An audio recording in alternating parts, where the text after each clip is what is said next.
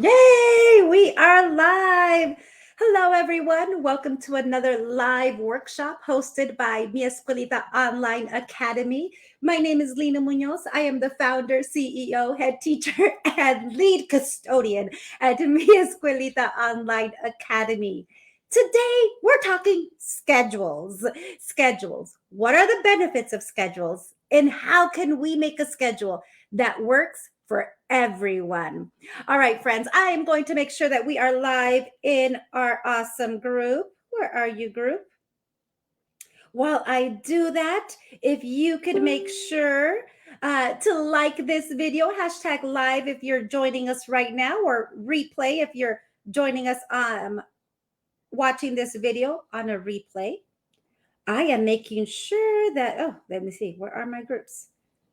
Here we are, that we are live.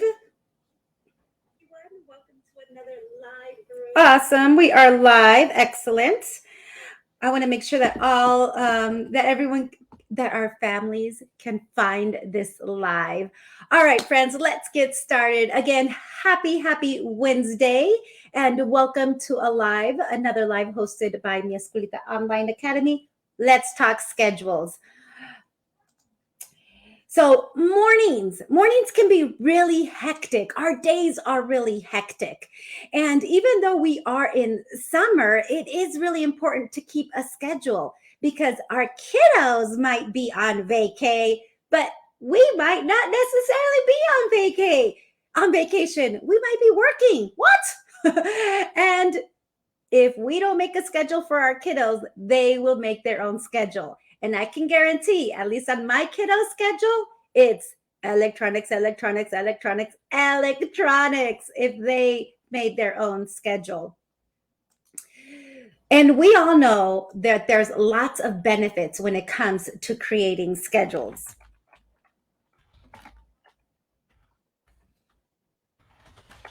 Give me a second. There we go. So what are the benefits when it comes to schedules? I have my notes here on the side, so I'm going to take a look. So when it comes, why should we have schedules? Schedules increase the sense of confidence and self-esteem of children. When you have a schedule, kids, students, they know what they need to do. They're not guessing like, oh, is it okay if I do this? What should I do now? They're confident that they know, okay, I need to do this first. I need to do that first. And when they're able to do those things, their self-esteem increases. Hi, friend. Thank you for joining me. So that's one benefit of having schedules.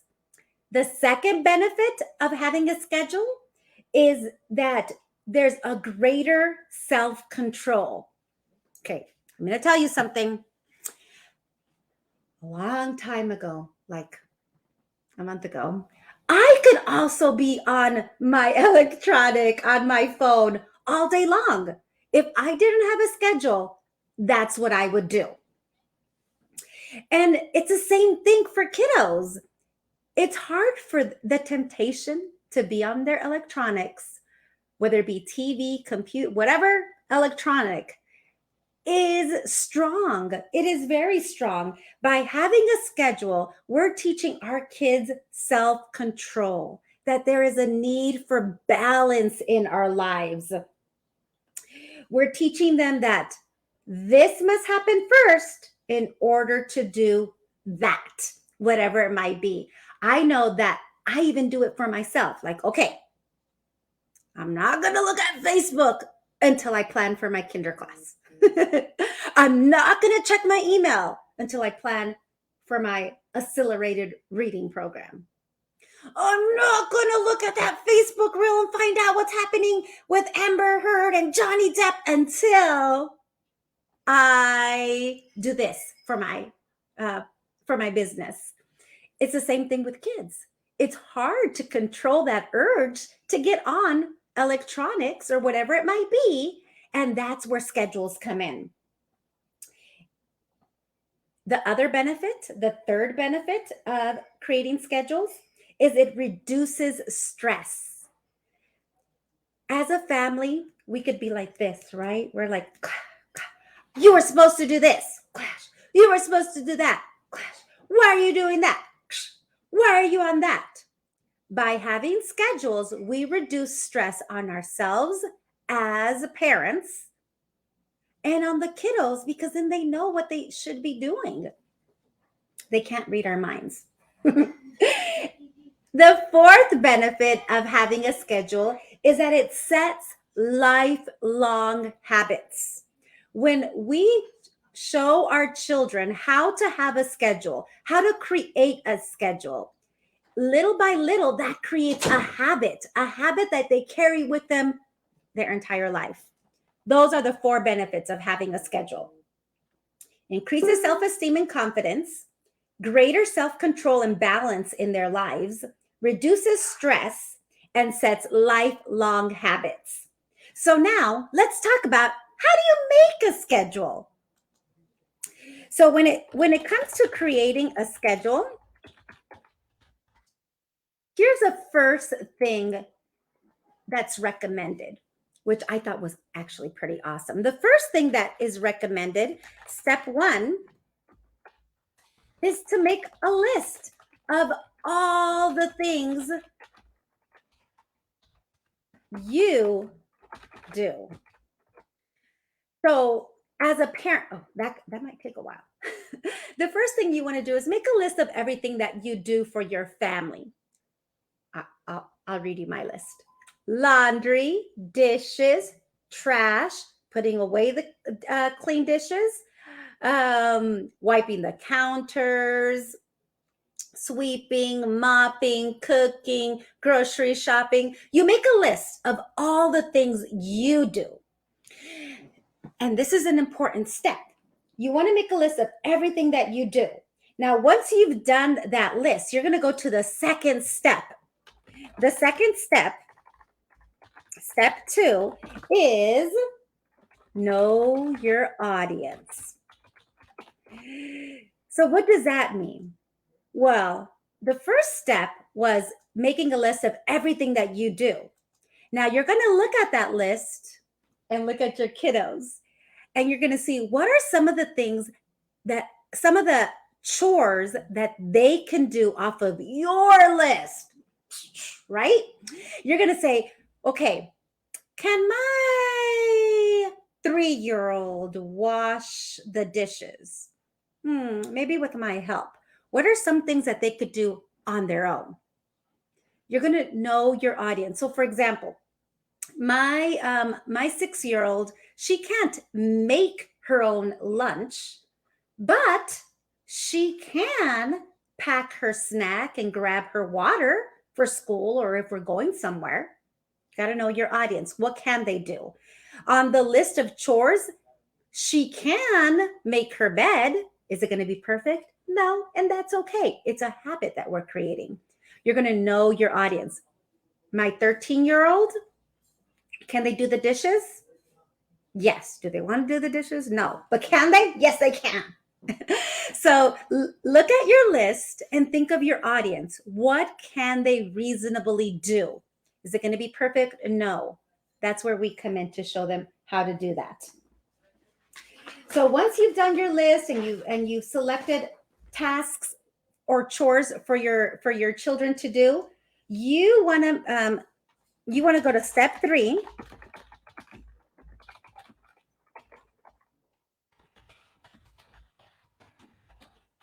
I'm typing this out, sorry. Step 3 is you want to make a list of chores for each of your children. Maybe that's why I had 4 kids. Divvy up the chores. So you want to make a list of chores for each of your children, whether it be 1 child or 4 kids. Now, again, knowing your audience, you're going to give them chores according to their age, whether it be packing their backpack, making their bed, getting dressed. You know what? Sometimes kids will surprise you. I think I kind of baby my kids. Don't tell my husband. I kind of baby my kids. And sometimes I don't give them the chores that I think that they can do. And they will surprise you. They will rise to the occasion. So my daughter, it was like, okay, well, warm up your food. She's 8. and the microwave is an above microwave, above the stove microwave. And I thought, oh, she can't reach it. She can't do it. I need to warm it up for her, warm up her French toast. She can do it. Our kids are very capable. The more capable, the more responsibilities that we give them that are age appropriate, the higher their self-esteem, the higher their confidence, and their responsibility also increases. So you want to make a list of chores. Okay, so once you made that list of chores, you're going to go on to step 4 of creating a schedule that will work for everyone in your family. Friends, the next step is super important. Step 4 is, what are your priorities?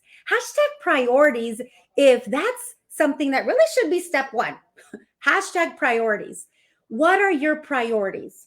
So for example, if your priorities are to exercise, write that down. Exercise. If your priority is that you want your children to learn their prayers, put learn prayers, learn Spanish, go to teacher ends class, whatever your priorities are. So for example, is it academics? Is it exercise? Is it faith? Is it reading? What are your priorities? What are your values? What is important to you and your family?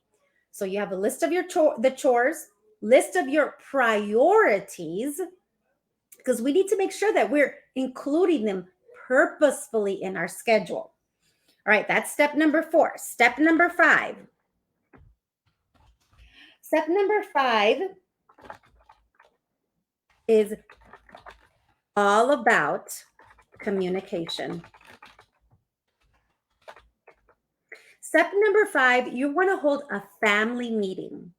Now and communicate this idea, this concept about schedules. And now remember, if it's communication, it's two-way, right? It's two-way communication. Oh, I put family night, right? It should say family meeting.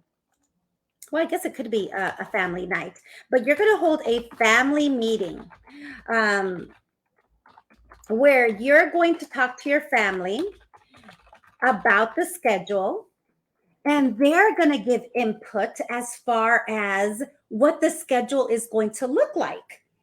Now, if you have 13-year-olds, even though mi escuelita targets younger kids, I still want to include them because they're our family, right? You're going to see this. Or this. I don't want to do that. Or even worse, right? It's normal. It is normal. Hormones are raging. They're doing this with us. Remind them that it's a team effort, that we are a family and that we are a team, that everyone does their part. And this is where you bring back step 1, that list that you made of everything that you do and your significant other, your spouse, in my case, my husband, everything as parents that you do. You bring that to the family meeting and say, wow, this is a lot. Isn't that a lot that mom and dad do? And remind them that there's a reason why we need this schedule. Mom and dad love spending time with you. But look at this long list of everything that we have to do. We would love to go to the park. We would love to do all of this. But you know what? We also have to clean our house and clean our clothes and buy food. Cook food. If we did this together as a family, we would have more time to do all of those amazing and cool things. Spend time together, watch a movie, play a board game, do all of those awesome things that we should be doing as a family when we work together. And you could also say, and you know how maybe it's dad. Mom and dad get stressed out and they get upset. It's because we got to do all this stuff. So if we work together as a family, then everyone helps. Mom and dad are going to be less stressed. We get to spend more time together. And then you start developing that schedule. where it says, okay, so one of our priorities is learning your prayers, practicing Spanish, exercising. When are you going to do that? Now the littles are going to need more specific visuals for this. The older kiddos, they could even create their own schedule that they post in their room or put somewhere there it's very visible. The littles might need little pictures to go with it. And that is how you create a schedule that works for everyone. Friends, there are tons of benefits when it comes to schedules. Schedules are routine, they're a part of life. They help us instill the value of,